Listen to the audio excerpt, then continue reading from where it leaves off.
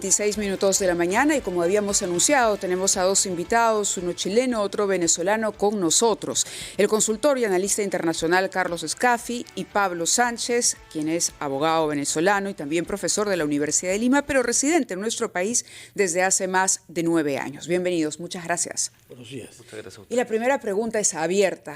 ¿Cómo avanza? Primero, pareciera que hay un estancamiento en el camino, si es que no un retroceso en el camino para encontrar una solución real, clara, viable a la crisis humanitaria que se ha presentado concretamente en la frontera entre Perú y Chile, porque la migración es un fenómeno mucho más amplio para explorar. Pero vayamos a esta emergencia concreta. 250 personas en la frontera, durmiendo en el desierto, esperando que alguien voluntariamente les lleve un vaso de agua. Bienvenido. Muchas gracias, Mávila. Igualmente, Fernando. Muy buenos días, Pablo. Un agrado. Lo primero señalar lo siguiente, es que hay una buena noticia, y esa buena noticia es que, consecuencia de los diálogos establecidos entre el viernes y este fin de semana entre las cancillerías, no solamente la peruana y chilena, sino que además la ecuatoriana, colombiana y a través del propio canciller venezolano, se está estableciendo un mecanismo que seguramente va a ser puesto a disposición y conocido, no sé si en las próximas horas, probablemente el día de mañana o tal vez pasado, para desarrollar básicamente dos acciones para mitigar lo que se está viviendo en la frontera. Me refiero a esta crisis migratoria con efecto humanitario, es decir, colocar a disposición un corredor humanitario vía terrestre que sin lugar a dudas va a tener que pasar por Ecuador y Colombia, y en los casos más críticos un puente aéreo. Pero lo importante, Mávila, en esta misma línea es que hay que guardar mesura y sensatez. Lo que no nos puede pasar es que por un asunto de esta índola que reviste la mayor importancia, que toca vidas de menores de edad, de niños recién nacidos, de mujeres y, por cierto, de migrantes, es que terminemos enfrascados en una tensión diplomática ambos gobiernos cuando tenemos una relación bicentenaria muy madura, muy sólida, y en esa misma línea, además, señalarte que esto es un tema latinoamericano.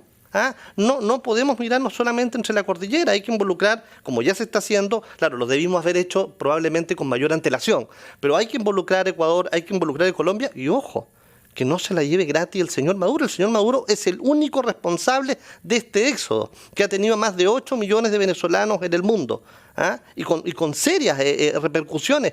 Nosotros en Chile, la verdad de las cosas es que nuestra capacidad migratoria se agotó, no podemos más, tenemos más del 10% de la población básicamente de migrantes que, claro, cumplen las condiciones establecidas por el gobierno, pero la situación hoy particularmente es muy crítica y te decía yo, y respecto a la situación que escaló el fin de semana, y hasta el viernes particularmente, hay que ser muy cuidadosos en eso. Tenemos dos cancillerías de lujo, Torre Tagle como nuestra cancillería en Chile, y ambas saben que las relaciones diplomáticas no se conducen por la prensa. Usted entonces da por descontado que habrá una operación humanitaria de 5 países al menos. La pregunta es, ¿cuál es el papel de la OEA y quién financia esta operación que tomará ciertos gastos, porque desplazar a cientos de personas a lo largo de 4.000 kilómetros, eso toma varios días? Explíquenos, por favor, cuál es la fuente de financiamiento y qué papel tiene la OEA. Luego nos oiremos al abogado Pablo Sánchez. Don Fernando, yo le diría que más que la Organización de Estados Americanos, acá tiene un papel gravitante Naciones Unidas. Naciones Unidas a través de ACNUR y de la Organización Internacional de las Migraciones. Y aquí incluso yo voy a ser crítico, porque no solamente se trata de entregar, que son muy necesarios, kits sanitarios. Esta es una situación que se venía, y se venía desde el momento en que vimos este éxodo migratorio que pasó por las fronteras colombianas, pasó por Ecuador. Acá en Lima veíamos nosotros migrantes venezolanos empujando niños recién nacidos, niños de 5 años incluso, en coches por la Panamericana Sur, y nadie hacía nada. O los migrantes son seres invisibles, o solamente tenemos agencias que solamente tienen capacidad reactiva o proactiva. ¿Quién va a tener que asumir esto? Probablemente sea un esfuerzo mixto, sea multilateral, y naturalmente va a tener que involucrarse recursos de estas dos agencias de Naciones Unidas. Pablo, ¿qué papel cumple Venezuela en todo esto? Lo que acaba de decir Carlos es absolutamente cierto. Esto es una consecuencia del régimen chavista, pero cuando empezó el éxodo venezolano, de pronto, y no se pensó en la magnitud de venezolanos que saldrían del país. Recordemos que el propio presidente en su momento, Pedro Pablo Kuczynski, declaró, bueno, las fronteras abiertas, le dio la bienvenida a los venezolanos. Hoy es motivo de crítica esa decisión, porque bueno, estamos viendo que esto de pronto se rebasó. Pero, ¿qué papel puede desempeñar el gobierno de Maduro en las circunstancias actuales para contribuir con este corredor humanitario que se ha planteado? Muchas gracias, Mávila. Buenos días, Mávila. Buenos días, Fernando. Buenos días, Carlos. Qué gusto estar acá. Muy brevemente, sobre tu pregunta, que me parece la pregunta incómoda de la situación actual. Efectivamente, el gobierno venezolano tiene una política ambivalente, porque al principio no los aceptaba. Lo vimos hace poco, hace un par de años, que no había dejado de aceptar regreso de migrantes. Y por otro lado, ahora se ha inventado este plan Vuelta a la Patria, que no deja de ser un plan ligeramente ideológico, porque lo que trata de vender es que en Venezuela se vive mejor que en el resto de América Latina y que por eso los venezolanos quieren regresar. Sobre la crisis migratoria, creo que sería interesante, no sé, me parece, poner 3 puntos en la palestra. El primer punto, ¿cómo es posible que en una reunión que van a sostener autoridades para solucionar el problema no esté invitada ACNUR? Porque no estamos hablando de migrantes en este caso, estamos hablando de personas en situación de refugio. No es lo mismo. Una parte de ellos. Así es. ¿No? Segundo, estamos hablando de un corredor humanitario para regresarlos a Venezuela. Todos quieren regresar a Venezuela.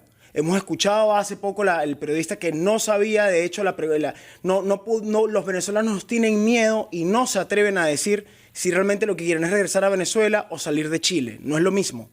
Porque me parece que si se obliga a regresar a Venezuela, se estará violando el principio de no devolución, que es el principio fundamental del derecho humanitario. No puedes regresar a venezolanos que no quieren regresar a Venezuela porque piensan que Venezuela es un infierno. Y el tercer punto, quizá el más incómodo de todos, no solamente hay venezolanos, también hay haitianos y hay colombianos. ¿Qué va a pasar con ellos? De acuerdo, vamos a ir a una pausa y veremos de contestar esas 3 preguntas importantes planteadas por el abogado Pablo Sánchez.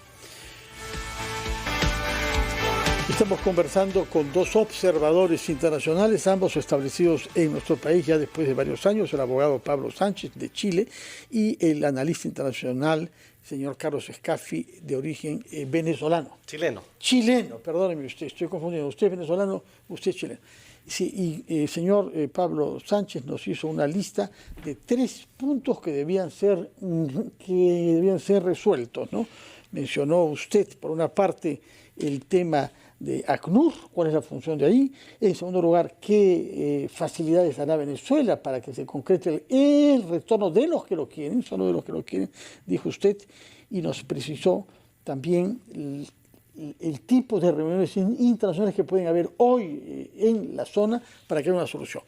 ¿Qué conclusión saca usted de estas vías que se están explorando?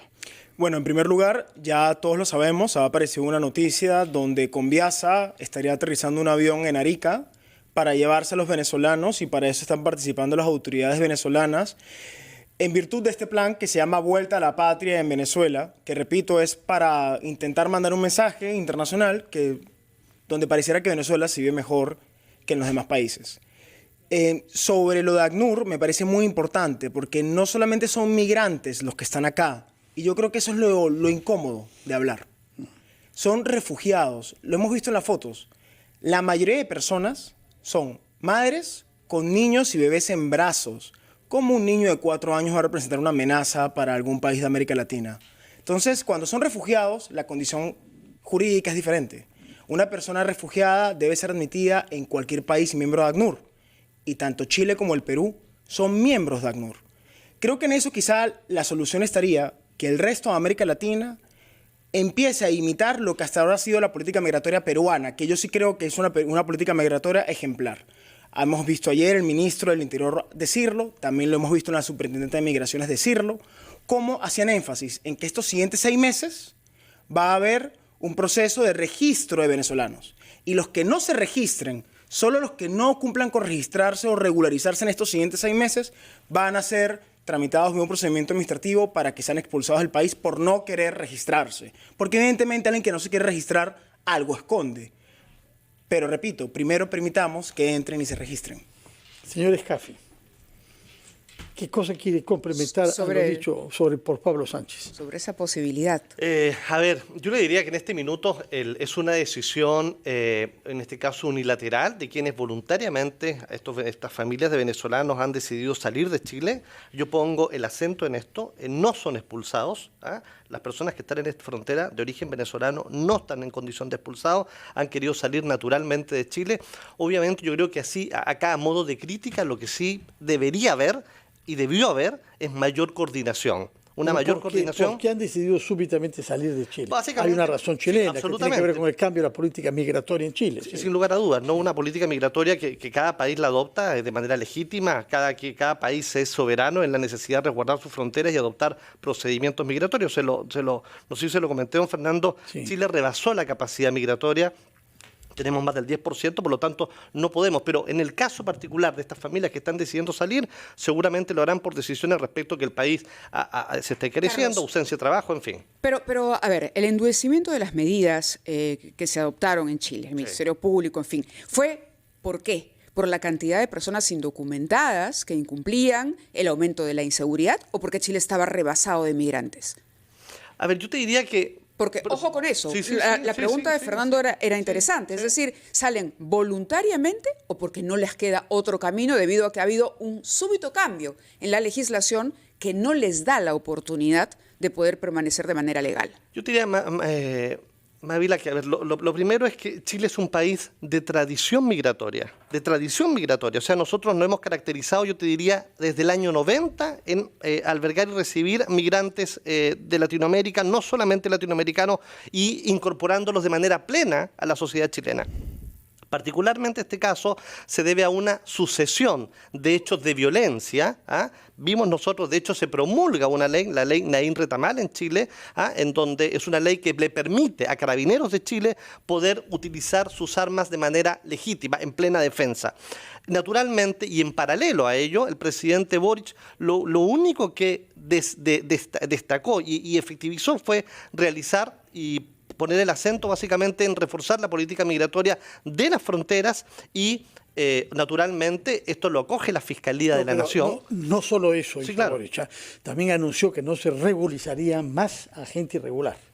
La gente que ingresaba de manera irregular al país, pero con natural derecho, don Fernando, una decisión legítima. Yo no pongo en duda que sea su derecho, pero es un cambio de la actitud que se tenía hasta entonces, sobre todo lo que había preconizado Boric durante la campaña, que él recibiría a personas que entren a su país porque dejaban, como lo ha recordado Pablo Sánchez, un país dictatorial. Ese era el compromiso de Boric. Claro, fue un discurso, como usted lo dice, fue un discurso de campaña. Unas cosas son con guitarra y otras con cajón. El presidente se sentó en la moneda y comenzó a entender la problemática que tenía el país. Finalmente el presidente Boric, el presidente de todos los chilenos. Es decir, que era un candidato que no entendía la problemática. Yo no diría eso, Mavila, yo diría que era un candidato que claramente tenía mucha voluntad, probablemente una vocación latinoamericana en cuanto al procedimiento migratorio, pero las condiciones particularmente dadas en este minuto, yo creo que han llevado naturalmente a adoptar una posición legítima de resguardo fronterizo. Pablo, ¿qué pasaría con las personas? Porque interesante lo que anotabas respecto a que esto Maduro va a cambiar, digamos, el discurso. Supongamos que llega el avión, se suben los venezolanos, regresan a Caracas, en fin. El señor Maduro va a decir, bueno, han venido porque la pasaban mal allá y aquí la pasan mejor. Pero creo que esa no es la verdad. Es un discurso que favorece a Maduro. Pero ¿y qué pasará? ¿Cuál es la realidad que van a encarar estas personas al volver? La realidad que van a encarar es una realidad que seguramente va a estar peor de lo que estaba cuando ya se fueron del país. Pero digo, por medidas concretas del gobierno. Es decir, ¿podría haber represalias? Me pongo a pensar. De pronto, en un régimen como el de Maduro, que no ofrece ningún tipo de garantías. Perfectamente podrían haber represalias. Es más, a ninguno de los 250 se les ha preguntado cuál es tu nombre y si estás de acuerdo en regresar o no a Venezuela. Yo realmente creo que la mayoría no quiere regresar a Venezuela, sino quieren salir de la frontera. Pero hay algunos que han declarado que sí, que dicen solamente quiero cruzar para ir a mi país. Así es. Solamente quiero cruzar por Perú, atravesar la frontera y llegar a mi país. Pero no quieren montarse en un avión. Porque yo creo, a ver, si una persona dice, yo quiero cruzar para llegar a mi país, porque está 17 días encerrada en la frontera, durmiendo en la intemperie, durmiendo en bolsas de basura, evidentemente va a decir lo que sea para que lo dejen pasar. Pero claro, es distinta esa situación a que le digan, ya no va a haber ningún corredor terrestre donde te vas a poder desviar, no vas a poder ir a ningún otro país, sino vas a regresar a Venezuela. Me parecería interesante saber qué dicen las personas sobre esa opción. Hemos visto que ni siquiera les han dicho que podría haber un avión disponible. Los migrantes que están en la frontera no saben que podrían ser regresados a Venezuela por avión, que no es lo mismo que por vía terrestre. ¿Qué nos enseña el caso chileno? Porque han habido ya, creo, a algunos aviones que han partido de Chile hacia Venezuela, llevando a venezolanos. ¿Qué cosa enseña eso? ¿Que sí hay algunos venezolanos que quieren regresar a su país o no? Los aviones que han salido desde Chile ¿Sí? han sido aviones en procesos de deportación, en procesos de expulsión. Hemos visto el avión, el famoso avión de Conviasa, llevó a 60 migrantes que tenían procesos administrativos sancionadores en Chile y que fueron expulsados de Chile. No ha existido ningún avión de venezolanos voluntarios regresando a Venezuela hasta el día de hoy. Los aviones que han salido, este único avión, es un avión que era un proceso de castigo entre personas. Y para eso quisiera traer a colación una estadística que me parece muy interesante. Podría pensarse que lo que está ocurriendo en América Latina, en algunos países, es un asunto sobre todo de popularidad política. Hace poco ha salido en Chile, hace menos de 3 días, como 84% de los chilenos estaban de acuerdo en expulsar a cualquier migrante ilegal del país. No sancionar, no multar, expulsar. Entonces, claro, ya se vuelve un tema de si yo digo esto, voy a ganar popularidad política. Y eso es lo grave. Porque en el momento que las personas dejan de importar y ya lo que importa es la ideología y la popularidad, ahí es donde las cosas se empiezan a pervertir, ¿no? Muy bien, muchísimas gracias a ambos. Han estado con nosotros Carlos Escafi, Pablo Sánchez. Muchísimas gracias por sus ideas planteadas, por sus propuestas y el análisis y el debate que hemos tenido aquí en RPP. Tenemos que ir a una pausa, Fernando, 8:48 y regresamos con más en Ampliación de Noticias.